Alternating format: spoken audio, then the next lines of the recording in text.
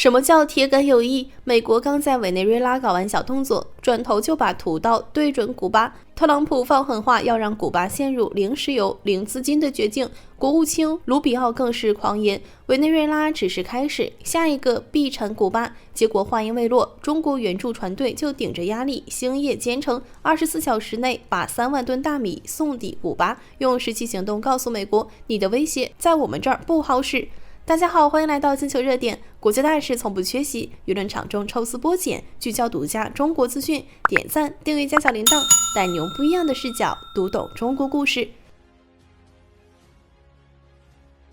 大家可能不知道，1月中旬，古巴已經宣布進入戰時狀態，不是因為美軍要入侵，而是經濟、糧食、能源全鏈條告急。馬杜羅被綁架後，古巴每天6萬桶的委內瑞拉免費石油供應徹底斷檔，外匯儲備只剩8.3億美元，連買墨西哥石油的美元都湊不齊。首都哈瓦那大面積停電，糧食配给站排起數公里長隊，人均月口糧一度跌到3公斤的警戒值。特朗普見狀，在社交平台公然煽風點火，要讓古巴垮掉。盧比奧也跟着添油加醋，一副勝券在握的樣子，仿佛古巴已經是囊中之物。可他們萬萬沒想到，中國出手了。就在古巴陷入絕境，美國磨刀霍霍的關鍵時刻，中國緊急調配的援助船隊無視美方的海上攔截威脅和外交施壓，從國內港口起運後一路疾馳，只用不到24小時就穿越加勒比海，穩穩停靠在哈瓦那港口。1月19日，交付儀式在港口隆重舉行，古巴副總理、內貿部長和中國駐古巴大使等一眾高官悉數到場，現場沒有多餘的客套，只有跨越萬里的信任與感激。從現場畫面能看到，港口吊機不停運轉，印有中國援助字樣的糧袋被整齊卸下，很快堆成了小山。這些大米可不是普通物資，而是能直接救命的硬通貨。3萬噸的總量，相當於古巴2大城市1個月的口糧需求，足夠穩住1100萬民眾的基本生活。古巴副總理握着中方大使的手，語氣裡滿是哽咽與感激，直言在這樣艱難的時刻，中方的支持對古巴至關重要。這不僅是物資援助，更是跨越萬里的深厚友誼，是黑暗中的希望之光。更讓人動容的是，古巴政府沒把大米存進倉庫，而是當即決定首批援助直接投向全國148個配給倉，3天內全部分發到民眾手中。短短2天，哈瓦那市場的米價就從美金7比索回落至5比索，人均月口糧回升至4.2公斤，街頭的恐慌性搶購逐漸平息。有古巴老人接過中國大米時熱淚盈眶，對着鏡頭反覆念叨：“感謝中國，是你們給了我們活下去的希望。”孩子們捧着熱氣騰腾的米飯，眼神裡的迷茫被滿足取代。這一幕比任何華麗辭藻都更有說服力。值得一提的是，首批大米交付當天，第2批援助就已順利抵達聖地亞哥港，後續批次也在陸續起運，形成無縫銜接的救援梯隊。可能有朋友會問，中國為啥非要在這個節骨眼上力挺古巴？答案很簡單，委內瑞拉的覆轍絕不能在古巴重演。美國推翻馬杜羅政權後，拆掉了古巴在拉美的重要能源和政治支柱，現在又想故技重施，通過封鎖制造飢餓，逼迫古巴政權更迭。一旦古巴倒下，美國就能在西半球確立絕對霸權，騰出手來把更多戰略資源投向亞太，加大對中國的圍堵力度。小編覺得支持古巴穩住局勢，既是道義所在，更是地緣戰略的必然選擇。古巴就像一顆釘子，牢牢釘在西半球，時刻提醒華盛頓，這個世界不是你一家獨大，外界也看得明白。這波援助根本不是普通的人道主義行動，而是中國向世界發出的明確信號，反對單邊主義，支持弱小國家捍衛主權。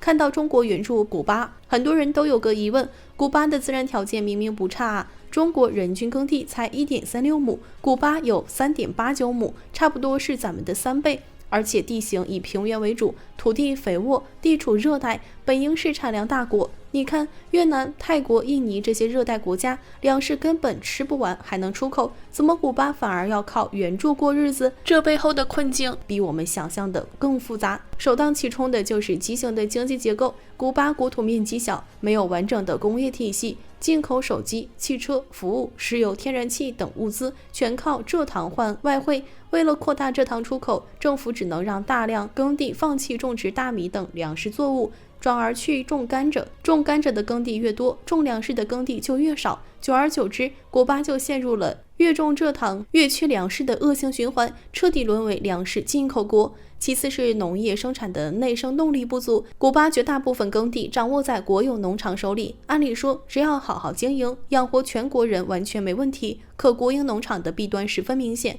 糧食種多了全要上交給國家，農民沒有任何額外獎勵，種多種少一個樣，自然沒了積極性。很多農民抱着擺爛心態幹活，摸魚成了常態。畢竟種的再多，也只是幫廠長升官，自己得不到半點好處。時間一長，大量國營農場破產倒閉，土地被閒置，拋荒率高達50%。為了改變現狀，古巴搞了私人承包制，允許農民承包部分耕地，可又設置了諸多附加條件，比如按面積繳納農業稅，承包面積越大，稅款越高。這就導致農民只敢承包一點點土地，種出來的糧食剛好夠自家吃，根本不敢擴大生產，糧食產量一年比一年低。數據顯示，2024年古巴大米總產量才8萬噸，而需求至少70萬噸，缺口接近90%，只能靠進口填補。更致命的是，古巴嚴重缺乏化肥、農業機械等生產資料。咱們中國的國有農場之所以產量穩定，核心就是大規模機械化生產，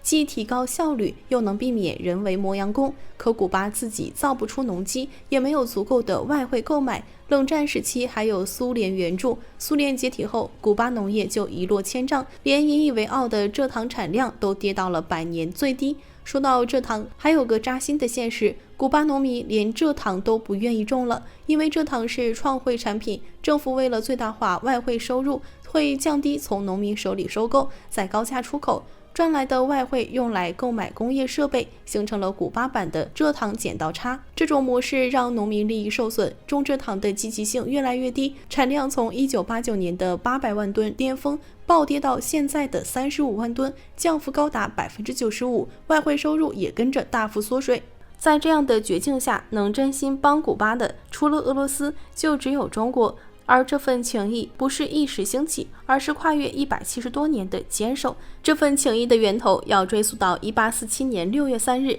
當天從廈門港口起航的西班牙雙軌帆船奧肯卡號，載着206名福建華工抵達哈瓦那。他們原本簽訂了8年契約，來古巴從事農業勞動，卻被當作奴隸對待。很多人被迫延長勞役，再也沒能回到祖國。但他們沒有屈服，而是加入了古巴的獨立鬥爭，用鮮血捍衛這片土地。憑借傑出貢獻，不少華人在起義軍裡擔任要職，甚至4名可參選共和國軍事元首的外國人中，就有2名是華人。阿曼都、蔡、哥斯達沃、徐等華人將軍的故事，至今仍被古巴人傳頌。鼎盛時期，古巴華人人口高達10幾萬，哈納瓦的華人區佔市區40個街區，是美洲最大的中國城之一。170餘年來，華人的足跡遍布甘蔗種植園、工廠、戰場，革命前沿，用汗水和鮮血與古巴人民結下了生死情誼，而兩國的革命情誼更是一脈相承。古巴革命深受中國革命啟迪，卡斯特羅曾說，古巴革命是為窮苦人爭取幸福生活，這與中國革命的理想信念完全一致。1960年中古建交後，這份情誼更是在務實合作中愈發深厚。1960年，切格瓦拉率領代表團訪華，見到仰慕已久的毛澤東主席時，緊張得說不出話。毛主席一句“切，你好年輕哦”，化解了尷尬。格瓦拉感激地說：“您的游擊戰思想指導我們取得了勝利。”上世紀90年代，蘇聯解體後，古巴陷入能源危機，卡斯特羅向中國求助。我們立刻出口50萬輛永久飛鴿、鳳凰牌自行車，後來又追加20萬輛，成為古巴人的主要代步工具。哈瓦那的大街小巷一度滿是中國自行車的身影。2001年，100萬台熊貓彩電從南京港起航運至古巴，其中50台作為國禮贈送。2005年，首批出口古巴的機車完工。古巴內政部長親自出席儀式。如今，古共中央第一書記、國家主席迪斯亞·卡內爾將於1月24日至26日對中國進行國事訪問，